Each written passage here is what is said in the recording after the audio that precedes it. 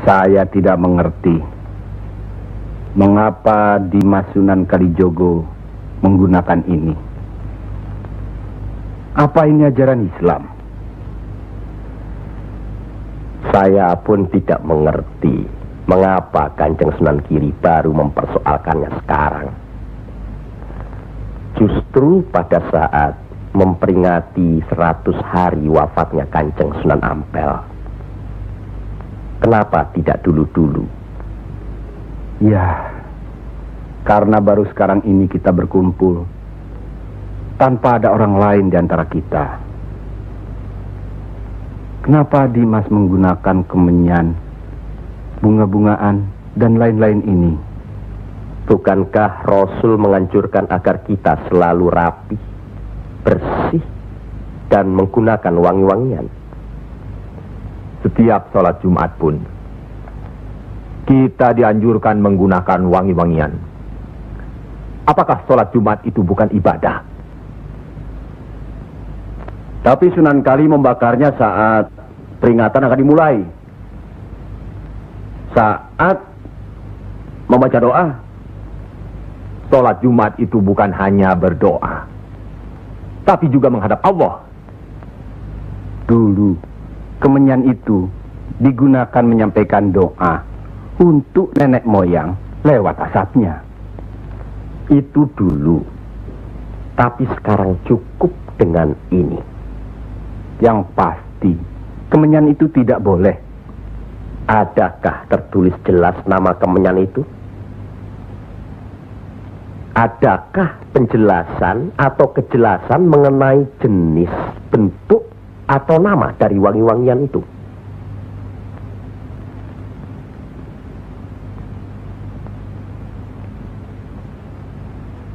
Kalau orang Jawa menganggap kemenyan, setangki, bunga-bungaan itu wangi, apa salahnya kalau mereka menggunakan?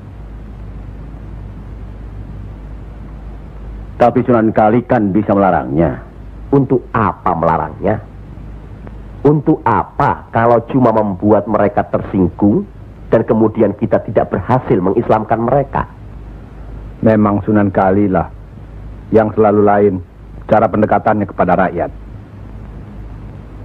Tidak ada cara lain Kanjeng Sunan Giri selain mendekatkan hatinya, sentuh perasaannya, sesuaikan dengan kebiasaannya, yang kemudian setelah mereka merasa cocok, sesuai, lalu kita rubah sedikit demi sedikit.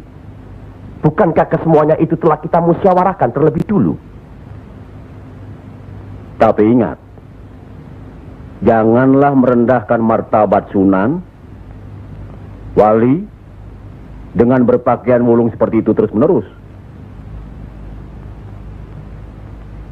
Kanjeng Sunan Kudus,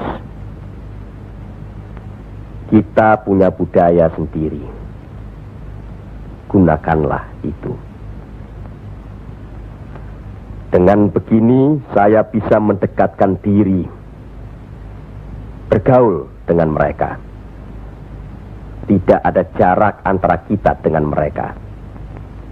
Ada sambung rasa. Lagi pula iman Islam seseorang bukan terletak di pakaian, tapi di sini. Yang penting bersih, aurat tertutup.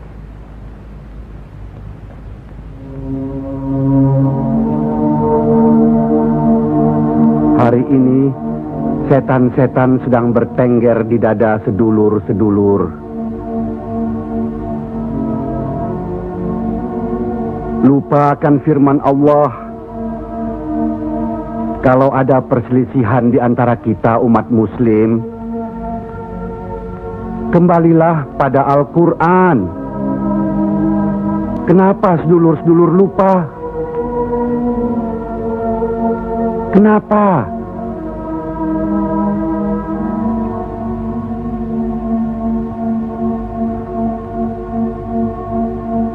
Maafkan Kanjeng Sunan Giri. Semestinya hal ini tidak boleh terjadi. Apalagi Kanjeng Sunan sebagai pimpinan kami di sini.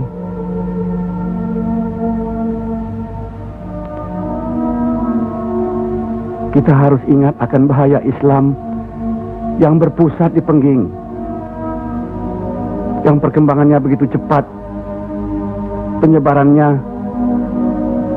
dan cara mengajarnya yang berbeda dengan kita. Apakah kita tidak merasa curiga sama sekali terhadap Syekh Siti Jenar alias Syekh Lemah Abang itu? Maaf, Kanjeng Sunan Bonang. Tidaklah baik berprasangka buruk terhadap orang.